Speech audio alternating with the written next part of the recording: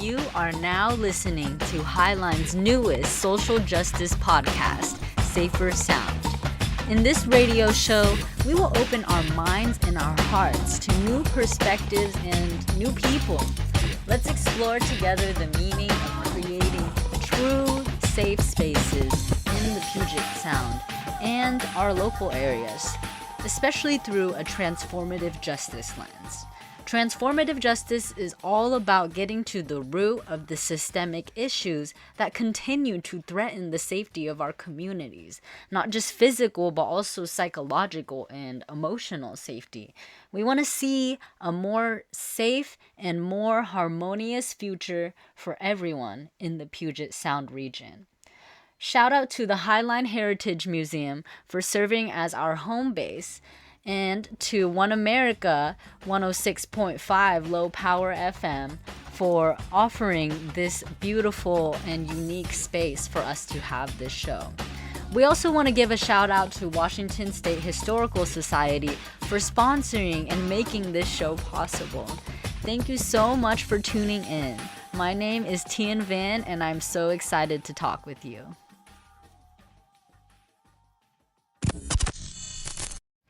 Hello and welcome to Safer Sound, everyone. My name is Tian Van, and I am so excited to welcome our next guest. Their name is Christina, and they are a friend of mine, currently working in development and nonprofit and fundraising.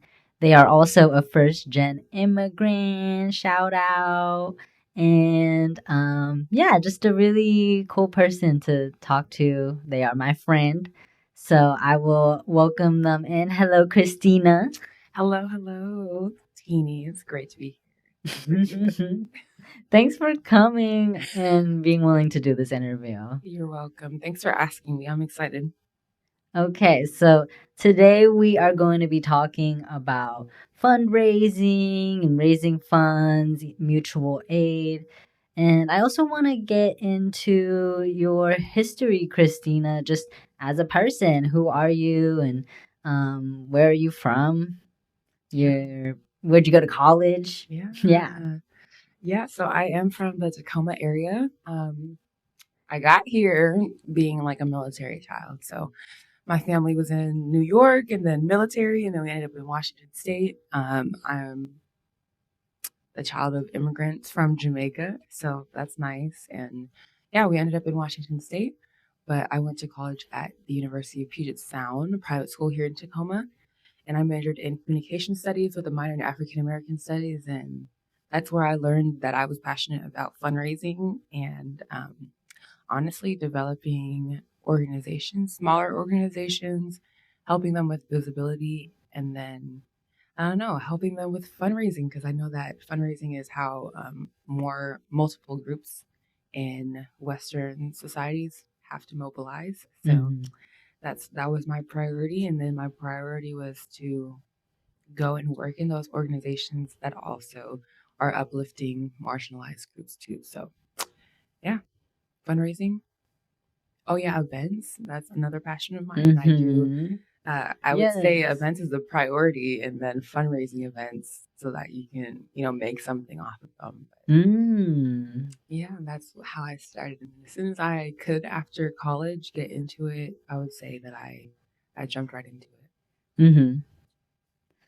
Okay, I am excited to talk about mutual aid fundraising as well, and I hope that we can give some tips to our listeners on how to do that in a way that is equitable and community based. So yeah, let's just get into it. So I was a class of 2022, and yeah, I went to the University of Puget Sound. I was there 4 years, and yeah, I graduated. I didn't even go to graduation, honestly. I was like F everybody, and I got my diploma. But it's good though, because that day it was so rainy, and so I was able to see all the Snapchat videos of everybody and I was like, no, I'm out of there. Snapchat videos, oh dang, I remember those days. Yeah, okay. So, how long have you been working in development in the field that you are now? I would say I've been doing fundraising since 2019, but I didn't actually step into the development field until I graduated. So 2022-ish. So I went directly into community engagement, community events with an interest, with a huge interest on how can we sustain these events with funds Mm. and with community aid essentially. And so then I ended up doing more direct work, which was philanthropy and working on stewarding donors and stewarding relationships in the community of people who were interested more in supporting those organizations. So I would say that was 2023, and I've been doing it consistently ever since. Hmm. Yeah. All right. Well, what is your history with doing mutual aid funding specifically? Yeah, I would say my history is well, I started, I would say, on the ground. So the first organization I was working with was like a student led organization. So it's like students who wanted the organization to thrive and be alive were the students who were running it and the students who were also fundraising for that organization. And then I went into nonprofit life, which is very similar. It's at a different scale.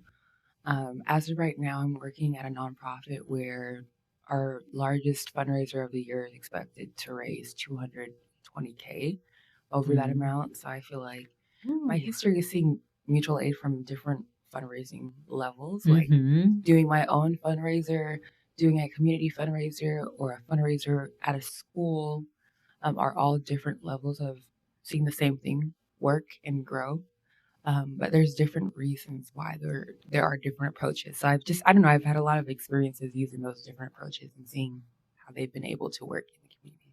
Mm. So, what approaches have you seen that are most effective? Yeah, I would say as an individual, on an individual level, I have a really big impact creating my own fundraisers. So I learned that people who want to support don't always know where to go to support and don't even know kind of what they're supporting sometimes or why they should support something. So a lot of times, starting your own fundraiser yourself and putting the emphasis on having other people support you as an individual will help lead people to support it. So if Mm. you're the person doing the fundraiser, people may not understand what the cause is, but having that connection to you is why people will support you. And so I think that all the fundraisers that I've ever done, I did one out of 2020 to support folks needing bail bonds essentially for protesting. So Mm-hmm. things like that, people I feel like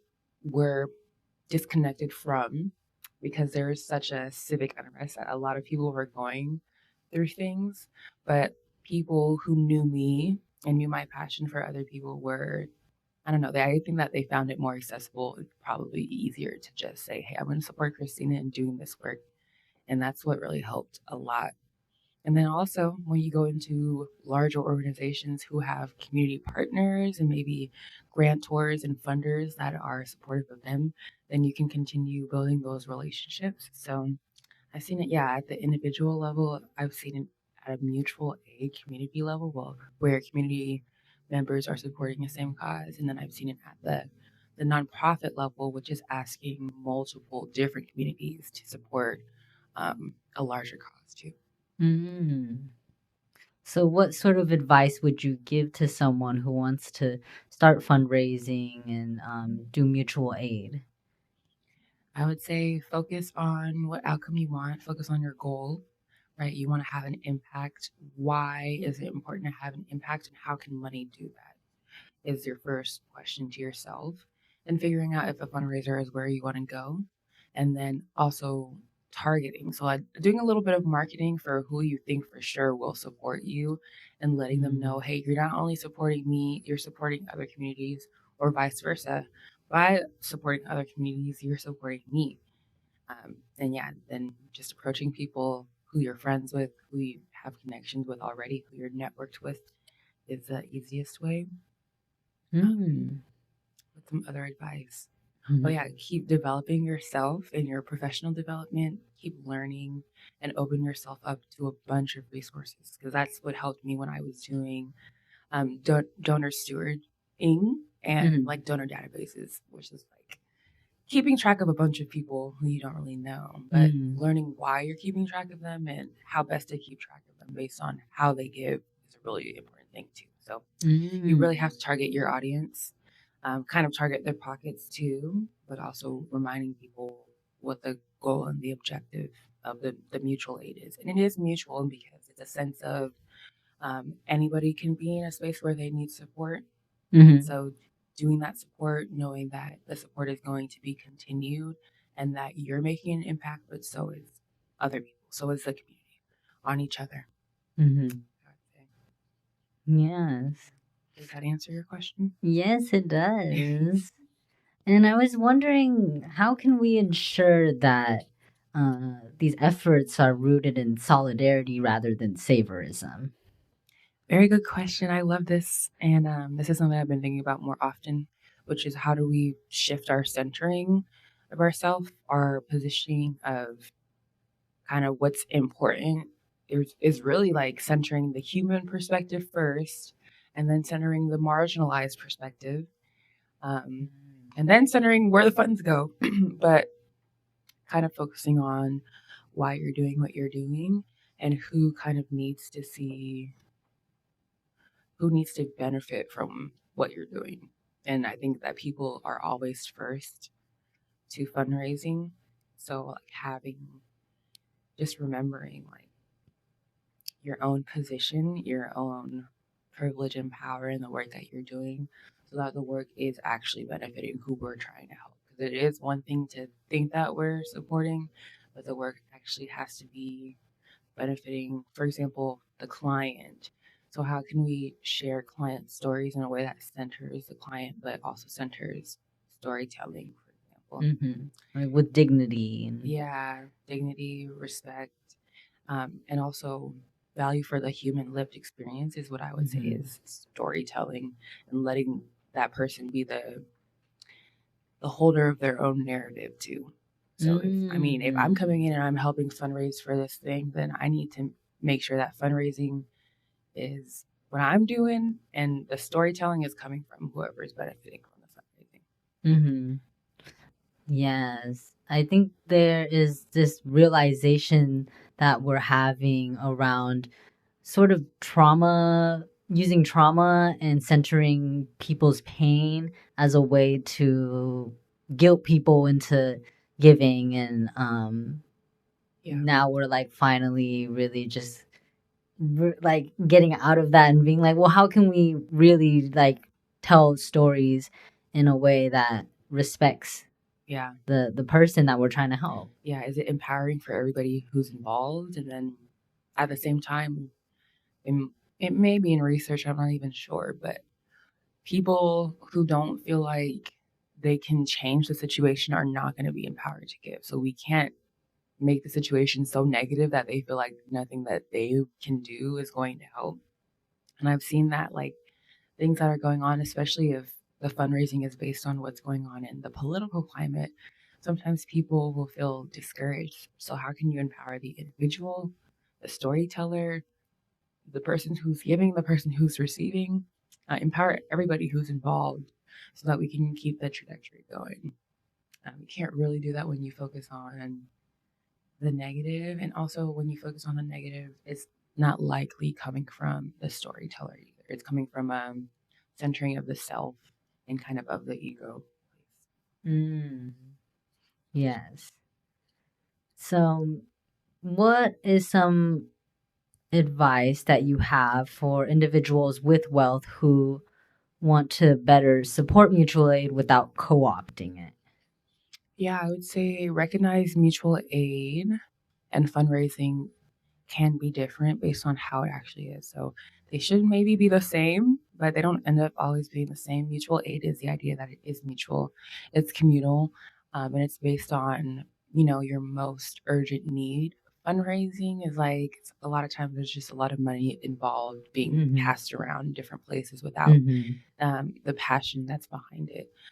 Sometimes I've seen in mutual aid that only specific people participate in mutual aid because they feel like they can't receive anything, that their role is to be givers and to be a savior and to just provide.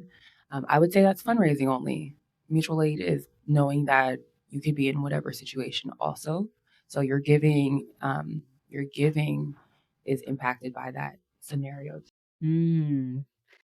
So, for my next question, I want to ask you, Christina, what Mhm. distinguishes mutual aid from regular charity nonprofit work? Yeah, mutual aid, like fundraising, right?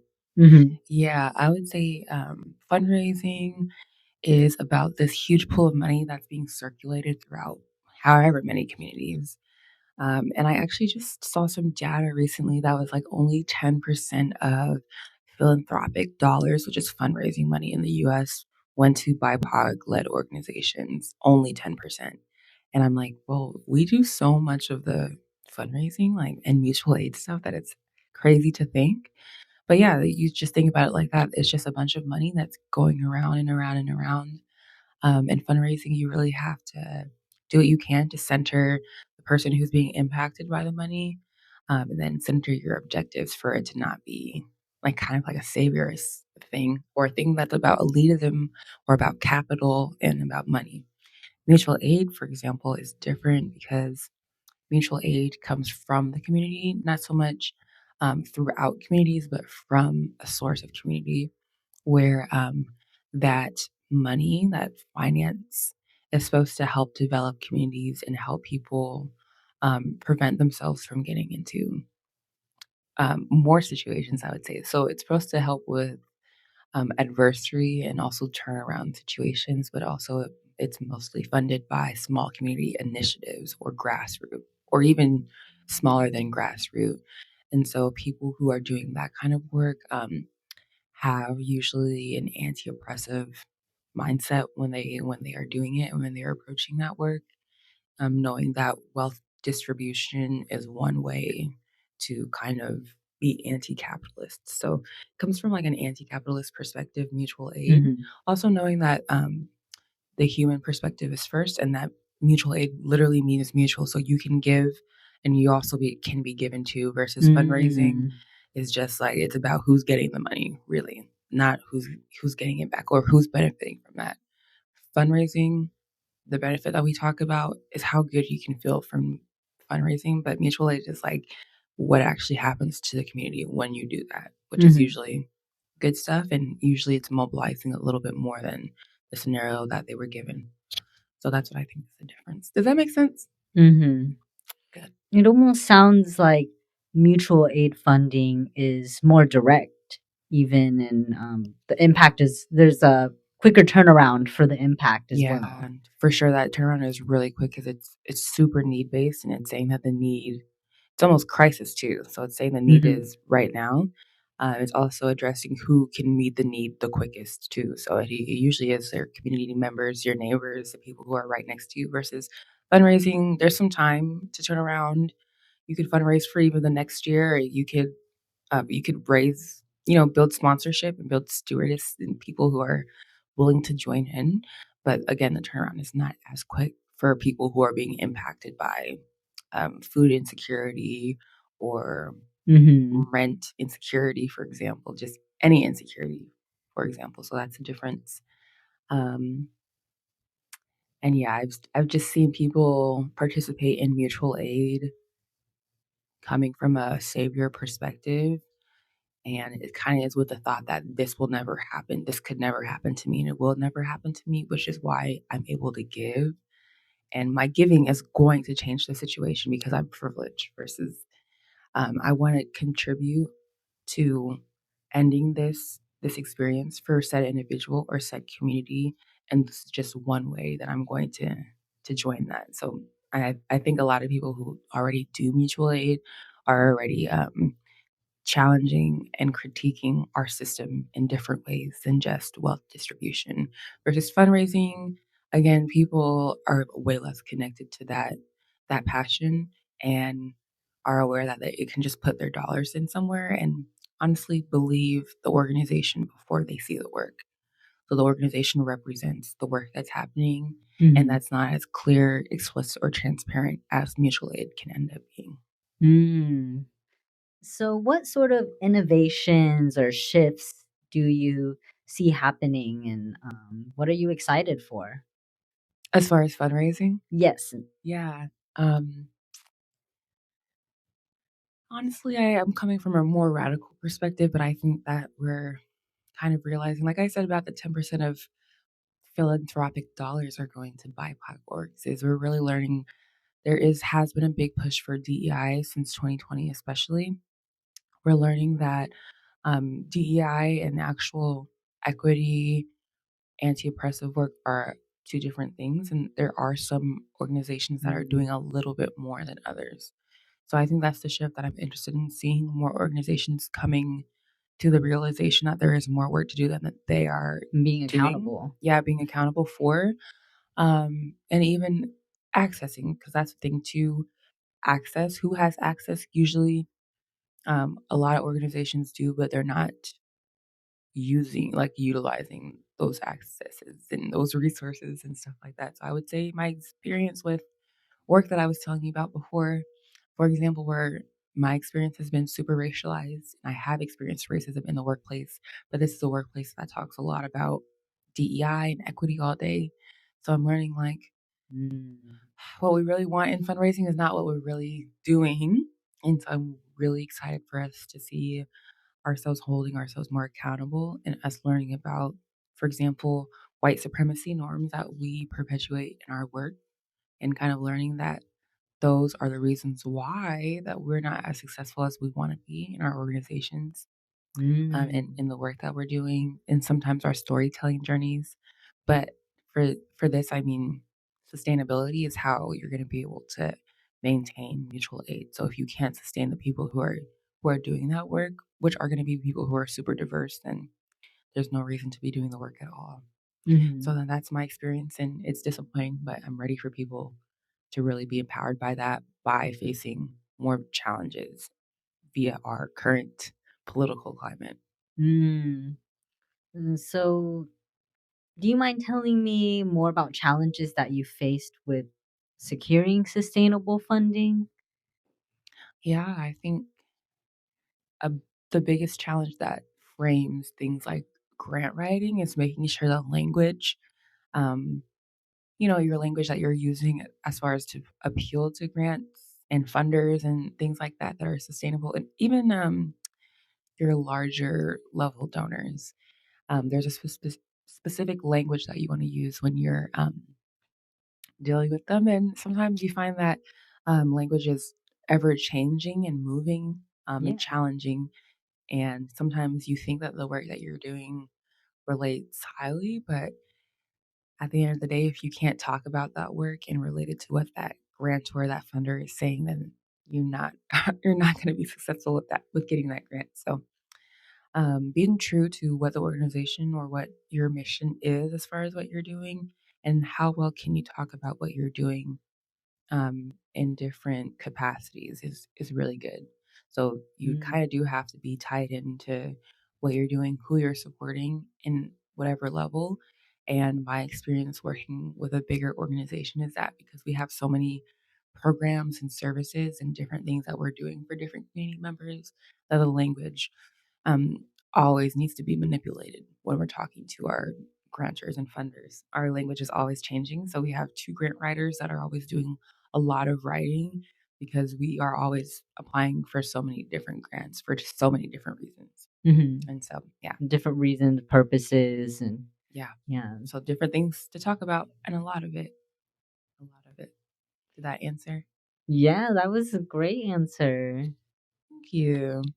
So I do want to close out our interview with some rapid questions, which I honestly think you'll be pretty good at Thank because your you. answers have been so concise and just to the point. I love that. So for my first question, I want to know if you had to create a rule that everyone in the world had to follow, what would that rule be?